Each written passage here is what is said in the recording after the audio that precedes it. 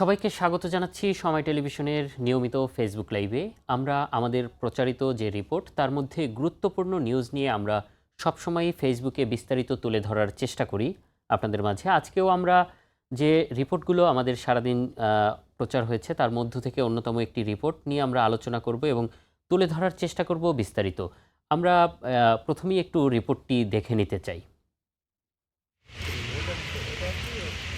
তরুণদের টার্গেট করত একটি চক্র, হানি ট্র্যাপের ফাঁদে ফেলে দাবি করত মুক্তিপণ। দুপুরে সংবাদ সম্মেলনে পিবিআই জানায় মুক্তিপণ না পেয়ে হত্যার অভিযোগে চক্রের মূল হোতা এস এম সালমান সহ 4 সদস্যকে গ্রেপ্তার করা হয়েছে। ঢাকা ও কক্সবাজারের বিভিন্ন স্থানে অভিযান চালিয়ে তাদের গ্রেপ্তার করা হয়। সম্প্রতি তুরাগ নদ থেকে বস্তাবন্দি অবস্থায় উদ্ধার করা লোকমানও এ চক্রের শিকার বলে জানানো হয়।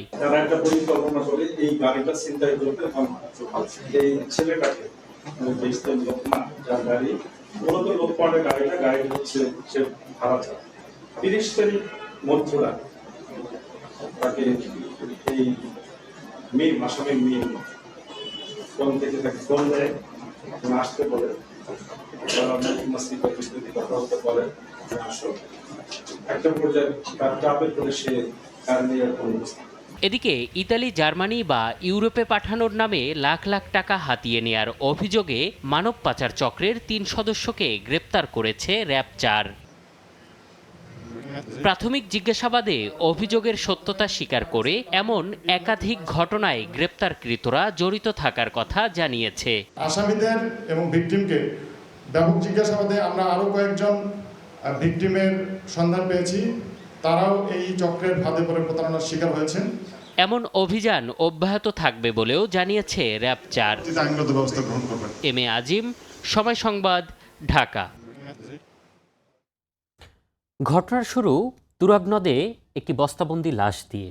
সেই লাশটি পাওয়ার পরে পিআইবি তদন্ত শুরু করে এবং তারা প্রথমে যেটি ভেবেছিলেন যে নিছক কোনো ছিনতাই বা কোনো শত্রুতার বশে এই ঘটনাটি ঘটতে পারে, তবে তদন্ত মোড় নেয় ভিন্ন খাতে।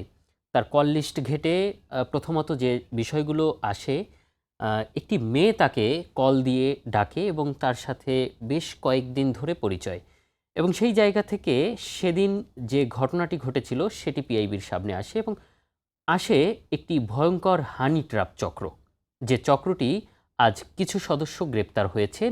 এই চক্রের মূল যারা হোতা ছিলেন এবং যারা এই কাজগুলো করতেন, আমরা একটু তাদেরকে পরিচয় করিয়ে দিতে চাই এবং তাদেরকে একটু জানান দিতে চাই যে আসলে কারা কাজ করতেন এই ট্র্যাপের সঙ্গে। এই হানি ট্র্যাপ চক্রের যে ট্র্যাপ হিসেবে ব্যবহার করা হতো তিনি হচ্ছেন জারা মিম, অর্নিভা জারা মিম, যার মূলত নাম হচ্ছে জান্নাতুল ফেরদাউস মিম। তিনি কিন্তু ছদ্মনামে এই নামে পরিচিত হতেন এবং বিভিন্ন মানুষকে ট্রাফে ফেলতেন, এবং এই ট্রাফে ফেলা এবং বাসা ভাড়া নেয়ার কাজে একজন তাকে সহযোগিতা করতেন, তিনি হচ্ছেন এস এম সালমান।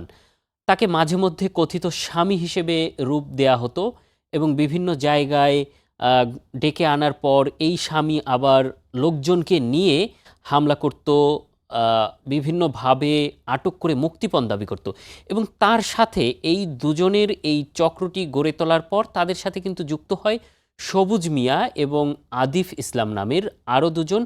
এবং পিবিআই যেটি বলছেন যে এই চক্রের সাথে আরও অনেকে জড়িত আছেন। এখন পর্যন্ত এই 4 জনকে গ্রেপ্তার করা হয়েছে। এর মধ্যে আদিফ সে ধনাঢ্য পরিবারের হলেও মাদক সেবনের কারণে সে কিন্তু এই চক্রের সাথে জড়িত হয়েছে বলে আজকে কিন্তু পিবিআই আমাদেরকে সেটি বলেছে। এবং তাদের যে চক্রটি, তারা কিন্তু শুধুমাত্র যে এই একটি হত্যাকাণ্ড তা কিন্তু নয়, আরও একাধিক কর্মকাণ্ডের সাথে জড়িত ছিল বলে আজকে পিবিআই আমাদেরকে ব্রিফিংয়ে বলেছে।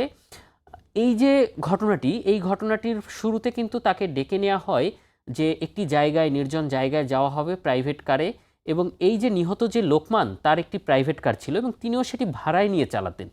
তাকে ডেকে আনার পরে প্রথমে তাকে একটি জায়গায় বন্দি করা হয় এবং বন্দি করার পর তার কাছ থেকে মুক্তিপণ দাবি করা হয়।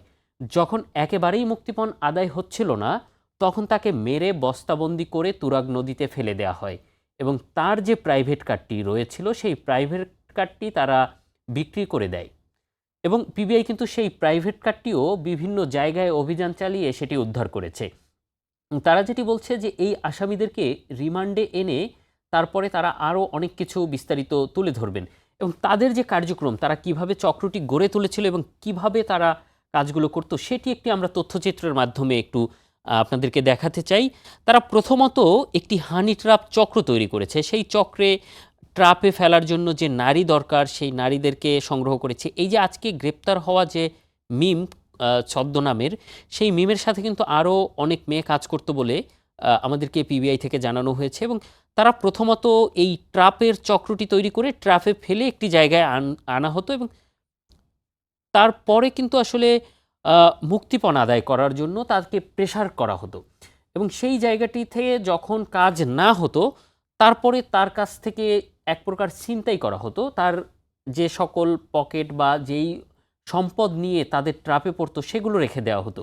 সেগুলো রেখে দিয়ে তারপর কিন্তু হত্যার মতো ঘটনা তারা ঘটাতেন এবং এই যে হত্যাকাণ্ডের পরেই কিন্তু এই চক্রটি মূলত প্রকাশ্যে আসে এবং এই হত্যাকাণ্ডের যে তদন্ত সেই তদন্ত করতে গিয়ে কিন্তু পিবিআই আসলে এই পুরো রহস্যটি তারা উন্মোচন করেন এবং তারা বলছেন যে এই চক্রটি একটি হত্যাকাণ্ডের মধ্য দিয়ে উন্মোচন হলেও এ ধরনের কর্মকাণ্ড কিন্তু আরও একাধিক ব্যক্তির সাথে ঘটিয়েছেন, যেটি আসলে এখন যেহেতু রিমান্ডে আসামিদের নেওয়া হয়েছে এরপরে এটি বেরিয়ে আসবে। আজকে এর বাইরে কিন্তু র্যাব আরেকটি ব্রিফিং করেছে, সেখানে কিন্তু আমরা দেখেছি যে একটি মানব পাচার চক্র তারা গ্রেপ্তার করতে সক্ষম হয়েছেন এবং সে চক্রেও আমরা দেখেছি যে ৩ জনকে তারা গ্রেপ্তার করেছেন। আমরা সেই যে চক্রের যে কার্যক্রম আমরা একটু সেটি আপনাদেরকে দেখাতে চাই।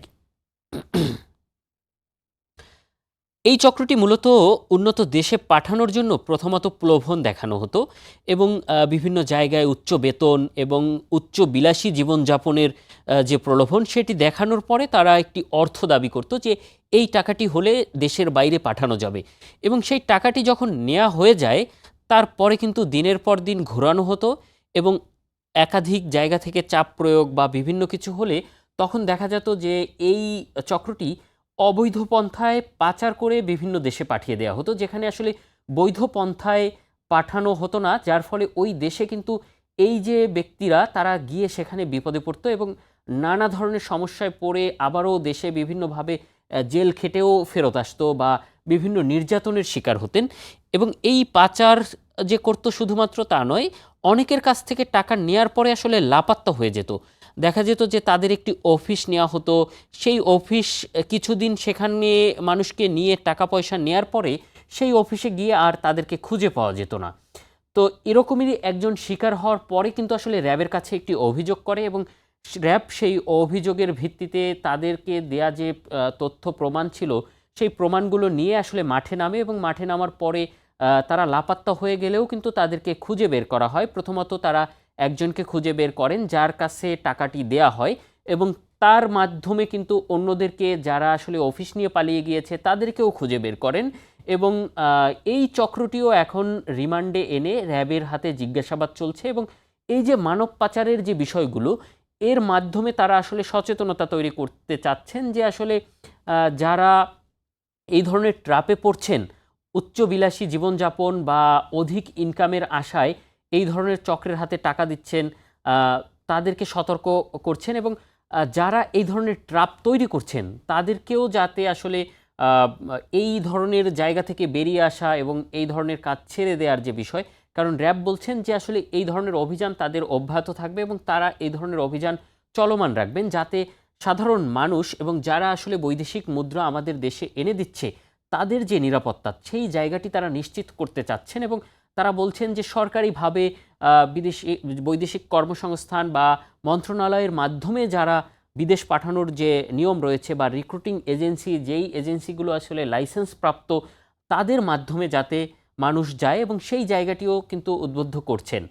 তো এই যে স্বাভাবিক যে প্রক্রিয়া এবং এই প্রক্রিয়ায় যাতে বিদেশ গেলে সাধারণ মানুষ কিন্তু আসলে লাভবান হবেন এবং এই যে প্রতারক চক্র তারাও আসলে নির্মূল হবেন এবং আমরা দেখছি যে একাধিক যে চক্রগুলো রয়েছে এই চক্রগুলো ধরতে কিন্তু প্রশাসন খুবই তৎপর রয়েছেন। মানুষের একটু সচেতনতা বদলে দিতে পারে, এই ধরনের চক্রের হাতে পড়া থেকে রক্ষা করতে পারে আমাদেরকে এবং সাধারণ জনগণকে।